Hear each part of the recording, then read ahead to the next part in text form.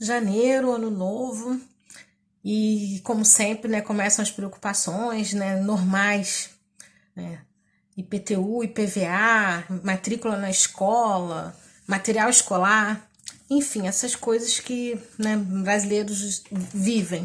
Mas aqui em Portugal é diferente. Não que não existam essas taxas, existem, mas é assim, elas são, vamos dizer assim, diluídas ao longo do ano. E uma das coisas principais que mudam aqui é justamente o período escolar.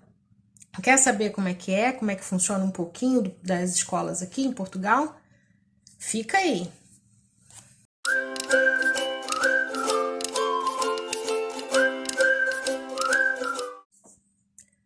Olá, você está no canal Dicasinhas da Cinha. Eu sou a Marciana e te convido para entrar, para se inscrever no meu canal. Se você quiser conhecer um pouquinho de como é a vida real em Portugal, se inscreve aí. Hoje eu vou falar um pouquinho de como que funciona aqui as escolas. Eu tenho, né, crianças na idade escolar, na segunda série e na creche. E aí, né, tô conhecendo um pouquinho mais como é que funcionam as coisas por aqui. De creche, é importante falar, porque algumas pessoas já me perguntaram se mãe solteira consegue vir, se, não, né, se dá para trabalhar. É uma opinião assim difícil de dar. O que eu posso dizer é como funciona mais ou menos aqui o horário da creche, que vai de 7h30 da manhã às 6 horas da noite. A criança faz tudo na escola. Tem a alimentação da manhã, o almoço, dormem à tarde, tem o lanche, e aí a partir das 5 horas já podem buscar. O que é complicado porque a maioria das vagas oferecidas são para fábricas e os horários das fábricas geralmente não confere, não bate com o horário da creche. Então isso tem que ser avaliado pela mãe. As creches não são do governo, são sempre particulares. Então tem que levar em consideração que vai ter um preço, até sair o escalão da criança e tudo, pode variar, os mais variados preços, 150, 180 euros, enfim, depende do escalão, que é um formulário que os pais vão aplicar, e aí vai para a segurança social, e aí leva um tempinho até ser definido. Uma das coisas importantes, inclusive, quem tem filho de menos de 3 anos, quando vai escolher um lugar para vir para Portugal, escolhe primeiro lugares que tenham creche. Por que menos de 3 anos? Porque até os 3 anos, o governo não tem responsabilidade sobre isso. A partir dos 3 anos, ele oferece algumas vagas. A responsabilidade maior é só mesmo a partir dos 6 anos de idade, quando a criança começa a ser alfabetizada. Então tem que ter esse cuidado. Algumas escolas, que chamados de ensino básico, é B1, elas geralmente já possuem vagas para as crianças a partir dos 3 anos, só que é muito concorrido. Tem pais que já se inscrevem de um ano para o outro. E outros deixam os filhos, né, na creche particular até mesmo os 6 anos, quando vão entrar para a alfabetização. Aí sim o governo tem que providenciar vagas para essas crianças. E aí vamos para o primeiro ciclo, né? Primeiro ciclo, as escolas também funcionam de 9 às 15h30, porém tem os horários estendidos, que pode iniciar às 7h30 da manhã e ir até às 18 ou 19 horas. Vai depender um pouco da escola, que é para os pais que trabalham, não tem com quem deixar os filhos. Mas o horário mesmo escolar é de 9 às 15h30. E nesse período é o período que eles têm mesmo a aula ali com o professor. Das 15h30 em diante, já fazem atividades extracurricular, que é chamado de AEC, que são aulas de música, aulas de violino, pode ser música só de voz, pode ser música para aprender a fazer músicas, né? Essa parte da música, e pode ser com instrumentos. Então, depende da classificação. A aula com instrumentos, geralmente, eles dão preferência à aptidão que a criança já tem. Se for instrumentos leves, pequenos, a aula é feita na escola. Se for um instrumento muito grande, uma bateria, um piano, então as crianças são levadas até o local da escola mesmo, de música. Eles têm aula de educação artística, aula de experiências laboratoriais, é bem interessante. E na creche não, na creche eles já ficam lá o dia todo e tem várias atividades ao longo do dia. Também uma coisa bem interessante aqui, diferente do Brasil, é que os períodos escolares são bem diferentes do nosso. E como eu falei, não começam em janeiro, né? Começam em setembro. As aulas aqui começam em setembro, mais ou menos na segunda quinzena. E tem um período, são classificados, ao invés de 4 bimestres, como no Brasil, aqui são 3 períodos. O primeiro período vai de setembro a dezembro, e aí eles têm umas fériasinhas de 10, 15 dias, 2 semanas mais ou menos, que coincide com o Natal e o Ano Novo.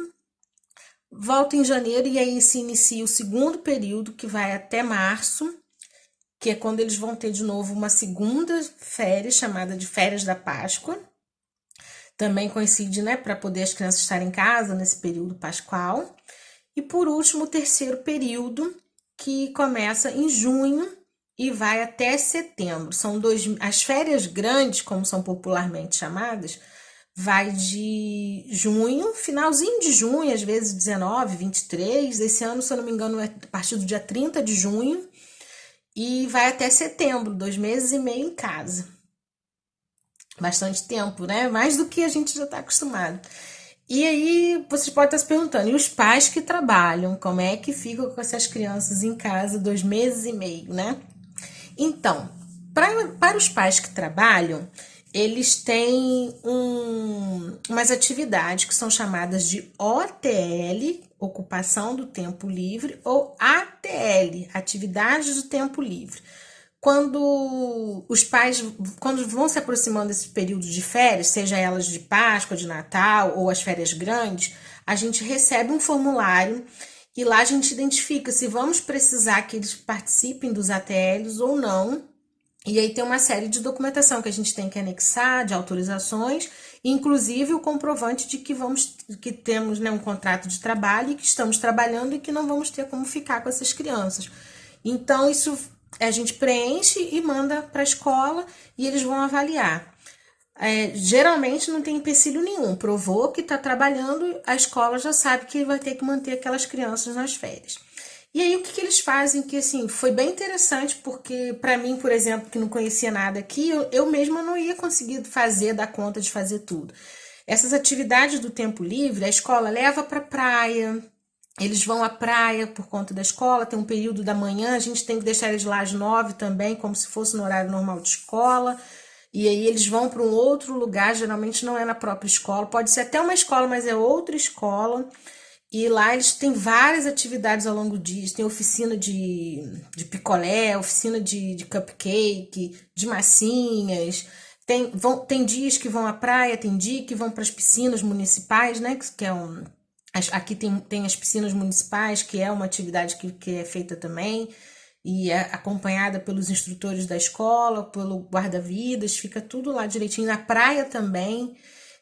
Se for um dia que estava previsto praia e choveu, eles têm outra atividade, têm outra programação. E aí as crianças ficam no ATL até as 3h30 também, ou a partir das 5 a gente já pode buscar. Tudo para poder os pais poderem trabalhar e as crianças não ficarem, né, com quem deixar. E, como eu disse, foi interessante porque eles fizeram muitas atividades que eu normalmente em casa não ia dar conta de fazer, né? Quando tá em casa com as crianças, a gente tem mil e uma coisa. E nas oficinas, não. No ATL, eles têm várias atividades. Vão à praia, inclusive, por conta. Os meninos adoram. Reclamam um pouquinho porque não pode estar na água o tempo todo, é frio, né? Aquela coisa toda, mas a gente já fica sabendo, já manda com protetor solar, manda o lanchinho, manda tudo direitinho. E foi bem interessante também.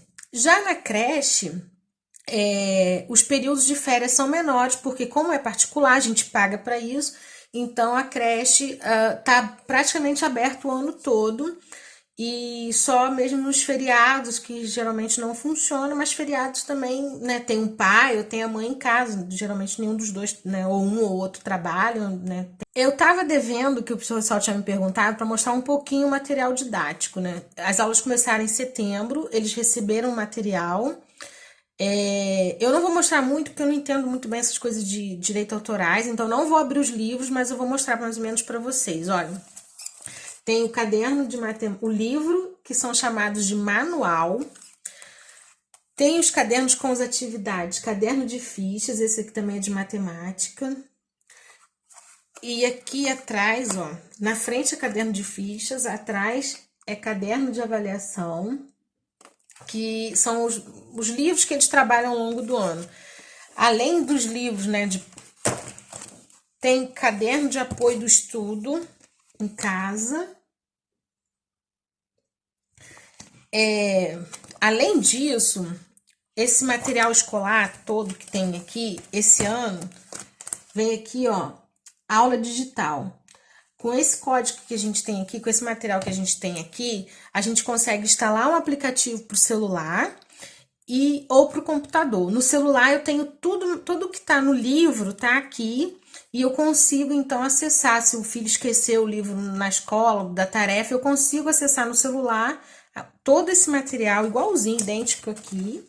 Eu consigo acessar no celular e consigo fazer atividade com ele. E bem interessante também, eu prefiro, honestamente, eu prefiro o computador. Uma coisa bem interessante que eu achei é que o livro, né, que é chamado de manual, ele tem a parte normal, como se fosse o livro para a gente desfolhar online, e tem a parte interativa. Então, a criança consegue acessar no computador e fazer atividade como se estivesse com o livro. É bom, porque se esqueceu o livro, ou se está tendo aula em casa, essas coisas assim, a criança vai lá e faz. Mas por outro lado, e também aprende a parte de tecnologia, né? De começar a usar computador, de como é que funciona um pouco as coisas. As crianças hoje em dia já fazem isso, né, muito facilmente. Mas isso não deixa de ser uma prática. Mas por outro lado, a gente tem que focar um pouquinho também na parte escrita, né? Porque senão depois as crianças começam a não desenvolver a escrita, então a gente não pode fazer tudo online, tem que saber dosar um pouco. Junto com o material escolar vem isso aqui, ó, minha pasta de materiais matemáticos. Esse aqui é de matemática, só um exemplo. Olha que bonitinho que é. E aí, ó, nessa pasta tem régua de números, círculo das frações, metro, tangram, simetrias, papel espelhado, relógio, dominós das frações. Tem um monte de coisas, MAB, vou abrir para mostrar para vocês, que é pra gente, para eles irem utilizando essas ferramentas, entendeu? Para ir usar. Olha que bonitinho. E assim, o papel espelhado que eu falei, tem várias fichinhas para poder trabalhar, números, frações. Olha o tangram. E é bem interessante porque, assim, ajuda muito a gente no dia a dia com a aplicação de material. Parte de documentação, eu vou deixar a lista aí na descrição, porque o que acontece? Cada escola tem né, suas exigências, mas é muito importante quem vai trazer já pedir o histórico escolar e apostilar, tá bem? Não adianta trazer documentos sem apostilamento, porque senão eles não aceitam. Então, é importante quando você for pedir, a partir da primeira série, se a criança vai chegar aqui e vai precisar da primeira série, todo documento tem que estar autenticado e apostilado. Tem que ver aonde a escola tem firma reconhecida, reconhecer a firma da escola, né, da diretora lá, de quem está assinando, e apostilar o documento, que é para quando chegar aqui precisar, né, dessas informações. Pode ser que quando chega aqui, como o ano começa em setembro, que tenha que voltar um períodozinho daquilo, né, do que aconteceu, do que já começou, para poder a criança se alinhar. Uma coisa também que muitas mães perguntam sobre, né, essa questão de adaptação, como é que foi. Os meus filhos, assim, nós tivemos um acolhimento muito bom. A pessoa que nos acolheu, a gente tem uma paixão grande por ela. E até hoje eles com ela, então isso foi muito importante, o acolhimento, e nem todo mundo tem a mesma sorte, então, né, acho que varia da cidade, varia do tipo de pessoas, de convivência, e eles se adaptaram super bem. O Arthur, principalmente, na primeira semana já fez uma atividade. Outra coisa bacana também é que a escola leva para atividades fora da sala.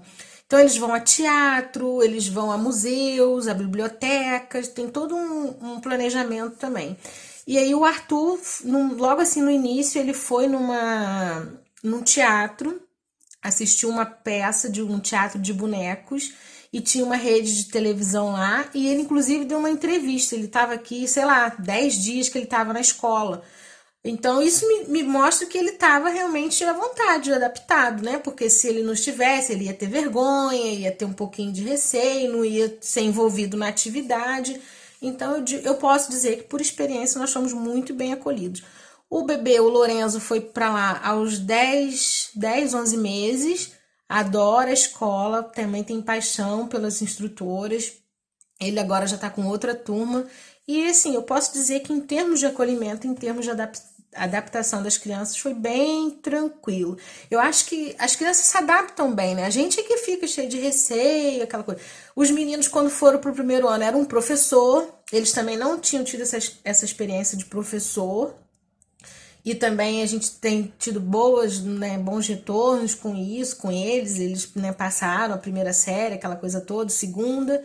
E aí agora a gente está vivendo aí esse período de pandemia, tá um pouquinho diferente do normal, mas a gente espera que 2021 traga dias melhores, né, para todo mundo.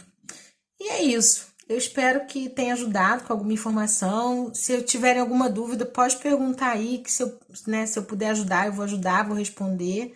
É mais para tranquilizar um pouquinho, porque quem tem filho, né, tem essa preocupação extra, né? Como é que é a escola, como é que funciona, como é que foi a adaptação. E, enfim, eu espero ter contribuído com essas dúvidas de vocês. Qualquer coisa, perguntem mais lá no direct ou aí nos comentários. Não esquece de deixar o like e ative o sininho. Vai? Até o próximo!